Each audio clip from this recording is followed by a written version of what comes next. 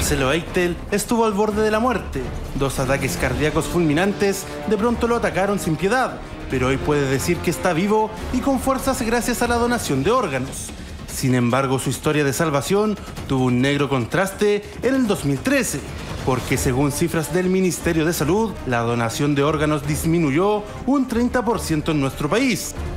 ¿Por qué los chilenos no quieren ser donantes? Lo pensé y lo pensé. Y aunque él siempre estuvo de acuerdo, somos nosotros, su familia, quienes tomamos la decisión. Perdóname. Pero los órganos de mi hijo no te los voy a donar.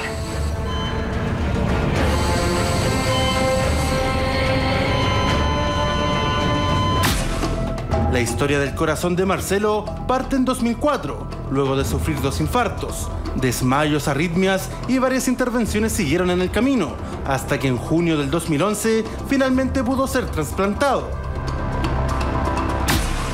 Yo estaba a un mes de morirme y hoy día trabajo, hago ejercicio, voy al gimnasio, bailo, hago una vida absolutamente normal.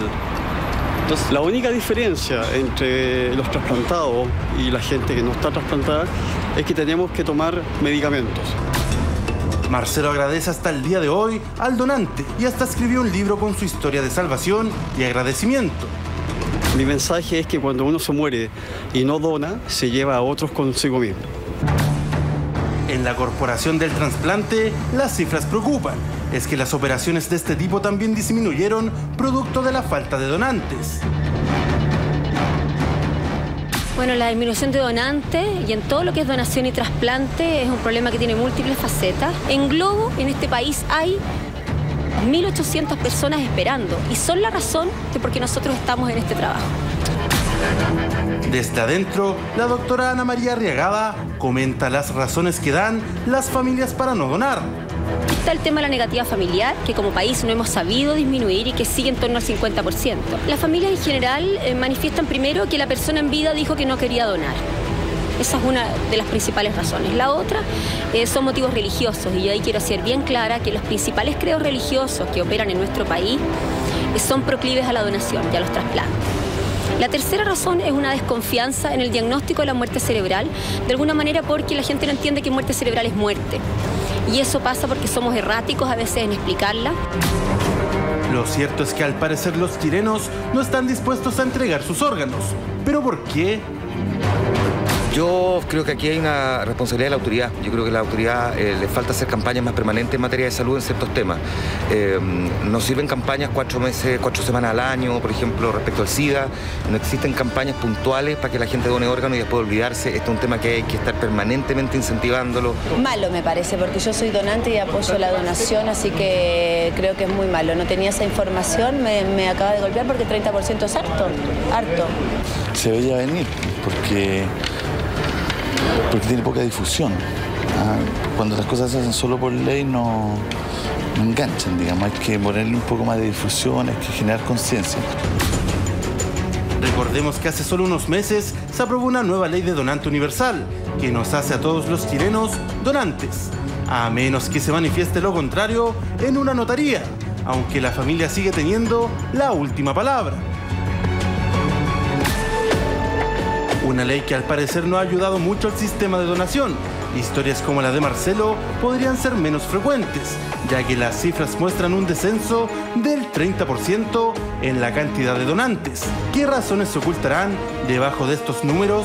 ¿Por qué los chilenos no quieren donar sus órganos?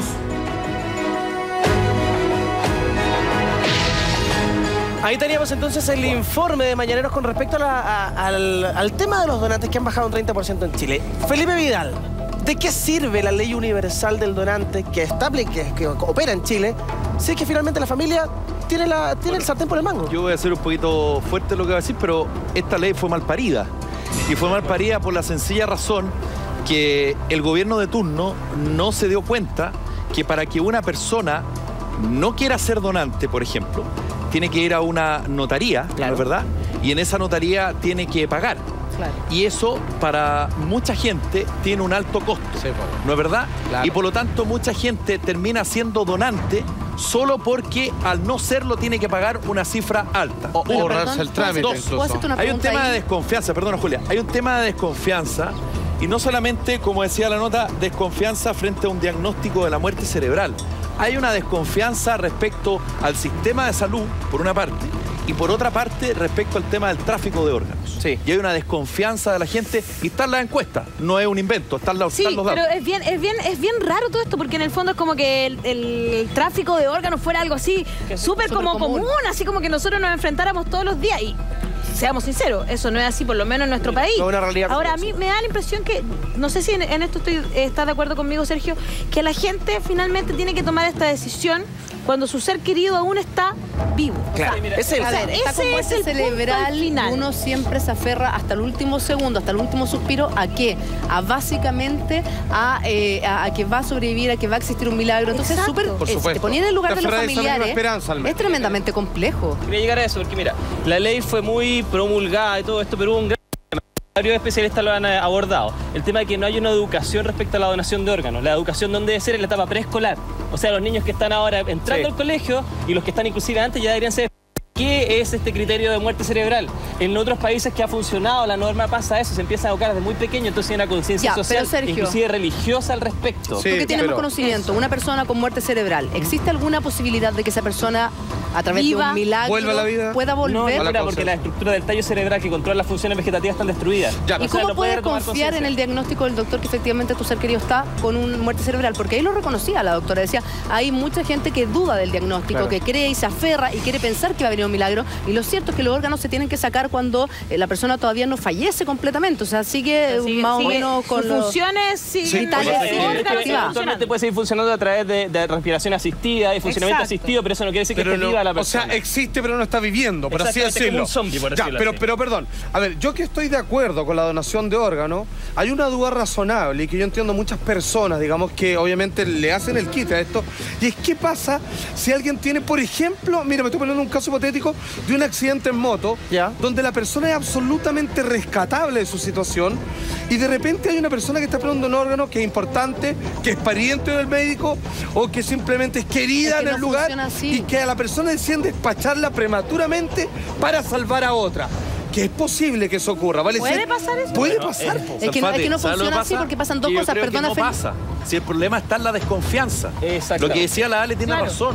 El tráfico de órganos en Chile es prácticamente nulo, pero hay desconfianza, y la desconfianza tiene que ver con lo que hablábamos el otro día. Cuando hay letreros en los hospitales que te dicen, perdón las molestias porque no hay personal, ¿qué confianza tú puedes tener en un sistema donde de partida tú no ves el órgano? Explico un poquito la norma. La norma es que supuestamente el equipo médico dictamina muerte cerebral, viene un neurólogo ajeno y hace todo el examen de rutina para ver si está el reflejo respiratorio, para ver si está el reflejo pupilar, etcétera. Él certifica. Hay un segundo que es objetivo, que dice que la persona realmente ya no está en funcionamiento. Además, perdona, se llama protocolo de trasplante. Hay una lista de trasplante que va corriendo según la urgencia de cada paciente y van subiendo en número. No es como que mi amiga que tiene un pituto en el Ministerio de Salud va a llegar más arriba que el otro. Pero perdona, entonces, cuando vimos a la señora del ministro Mañalich, ¿no es cierto?, que estaba en la lista, a todos les surgió una duda razonable.